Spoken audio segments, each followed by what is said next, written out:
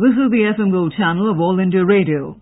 In the program News Analysis, we now bring you a discussion on measures to strengthen social integration. The participants are Professor Subrato Mukherjee, former faculty, Delhi University, and Aditi Tandon, journalist. The 16th meeting of the National Integration Council took place today in the capital in the wake of horrible rioting that happened in Muzaffarnagar district of Uttar Pradesh a couple of days ago. As we all know, 50 people were killed in these riots and a lot of people were even displaced. The agenda for today's National Integration Council meeting, which was chaired by the Prime Minister, of course included the communal writing for calling such a meeting, but there was a broad-based agenda also. The agenda discussed atrocities against women in this country and also the rising crimes against people belonging to the scheduled caste and scheduled tribes community. Professor Mukherjee, top of the agenda was the issue of communal violence in the country and how unprecedented rioting took place in Uttar Pradesh, and there were accusations that the UP government did not act in time. The Prime Minister in his opening speech today said very categorically that the administrative machinery has to act with extreme haste and alacrity in such cases and also has to ensure accountability of the officers who are in charge of maintaining law and order. How do you look at the communal tension issue in the country? You see, if you really look to the way the Indian nationalism has developed, the twin pillars of it, one is composite nationalism, and the other thing is the idea of India, which means unity in diversity and an inclusiveness of everybody who stays here, and everybody has equal rights. And we have to find meaning and philosophy of coexistence within this larger framework of a nation-building exercise that India embarked not only after independence, but if you really look to the agenda of the national movement, you will find the same affirmation time and again. Now, it's very unfortunate that even after such a long time after independence, such things are still happening, and as the Prime Minister castigated the nation and he brought in the question of civilizational level, and there I think he is making an apt point that such things will not only be tolerated but should be relegated to history in a way that they do not recur anywhere. Of course, the point that you make out is absolutely correct, that he begins with the recent riots, which is unprecedented in a way because of many reasons. First reason is that the region was known for communal harmony and relative prosperity. Western Europe is quite a prosperous area. Apart from that, this is the first time the violence engulfed not only the cities, which is normally the ground reality of communal riots, but also it percolated to the villages. It is in a way transformation of the communalization, and the pockets of communalism is now spreading. So it is to be checked. Now the first important thing to realize that why are they recurring in one way or the other, as the Prime Minister has said, in one part of the country or another. There I think he is raising some very important fundamental issues. First important point he is raising, as you raised, about the laxity of the administration and need for quick action. But apart from that, he also made some very pertinent points. One point that he made is that no political outfit will be allowed to get any benefit in the context of electoral politics or any other, because the persecution will be so severe, nobody will be left out, even if the mightiest one will come under the process of rule of law. That I think is an important reminder to everybody that who are instigating such troubles will not go scot-free. Second important point he also said is the larger awareness of the civil society and the administration and the industry.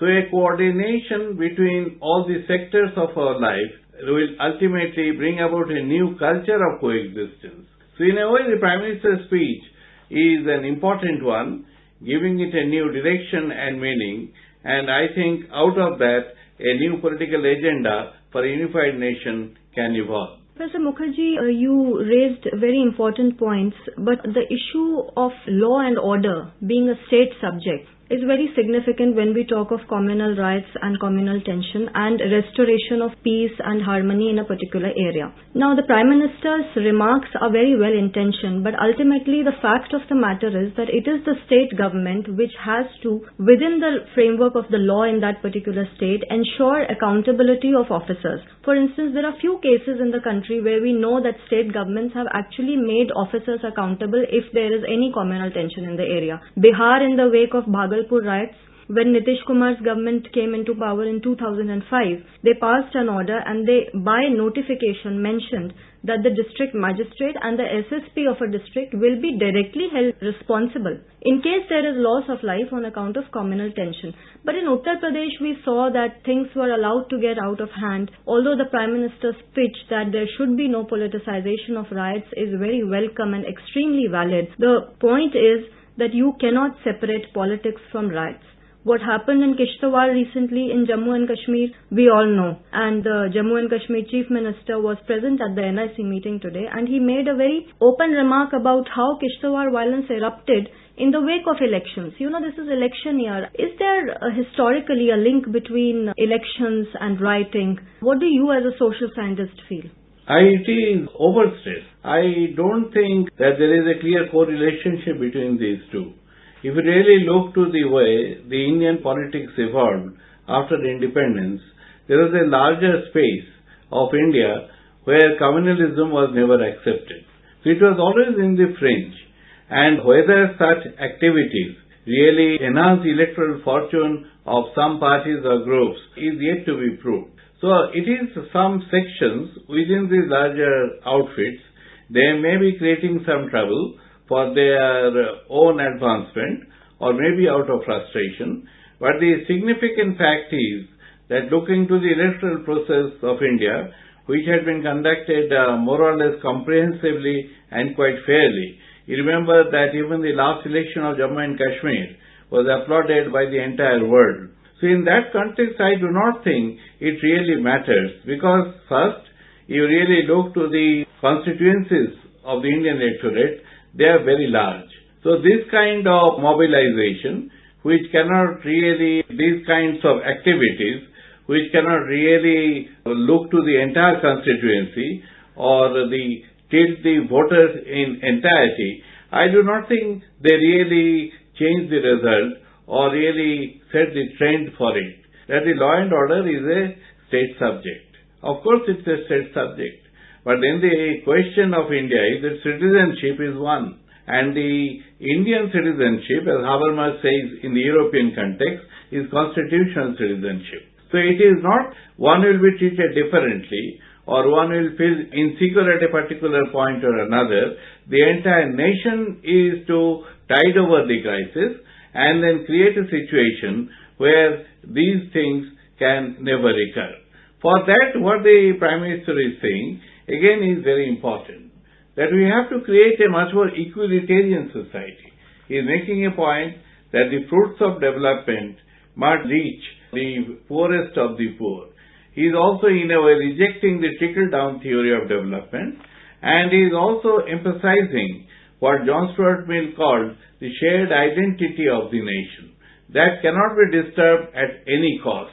And ultimately, larger benefits can flow and nation can prosper if we have a larger view of India where everybody is to be treated equally. There has been a lot of attempt made by the central government to pass the Prevention of Communal Violence Bill. The bill has been hanging fire, as we know, for a lot of years. A lot of debate has gone around this bill. And this bill, in fact, seeks to find a way around this current problem that the centre often faces in case of communal riots, that the state is not acting tough.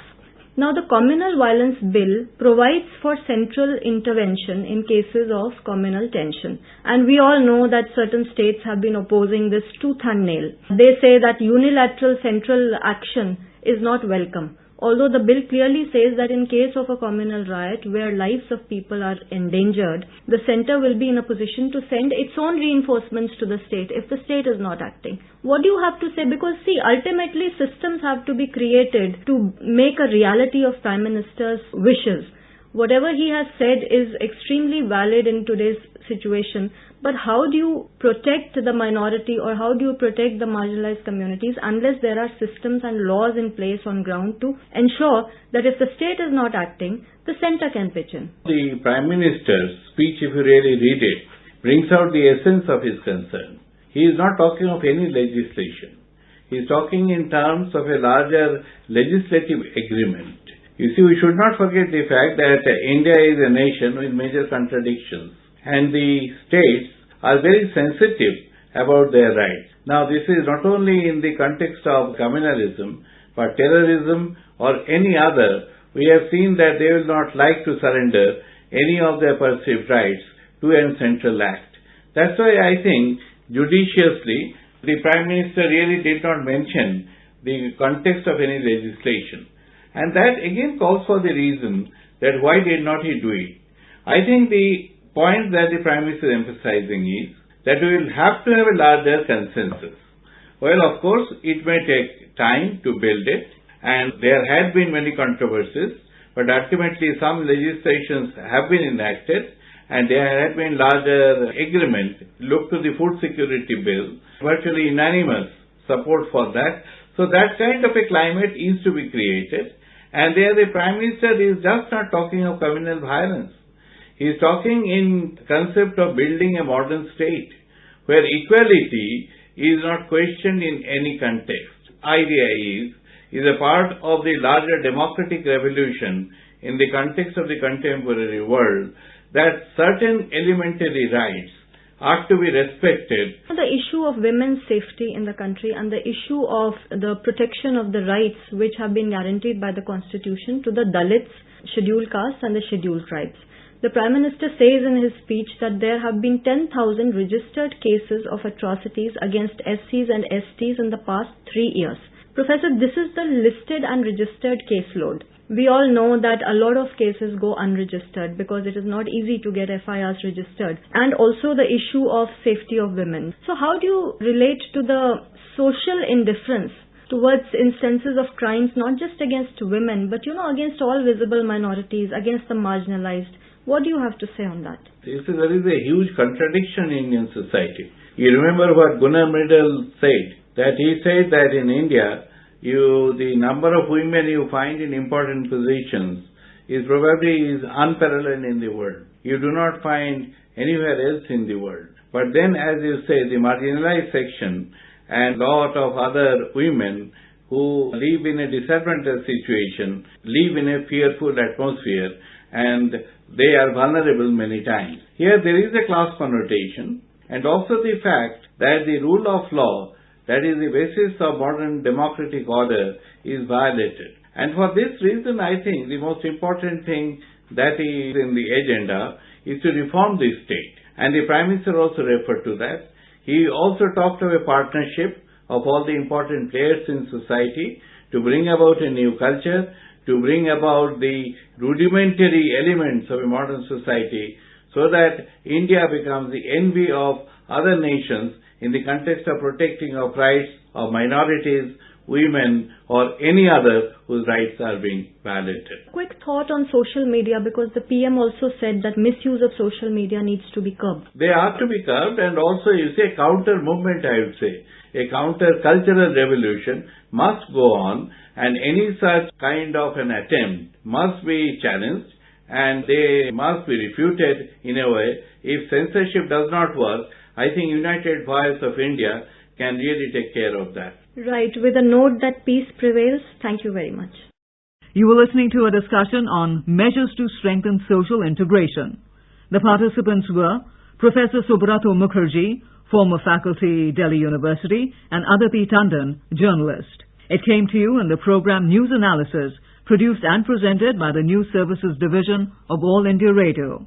This program is also available on our website, newsonair.nic.in. You may email your opinion about this program at airnsdtalks@gmail.com.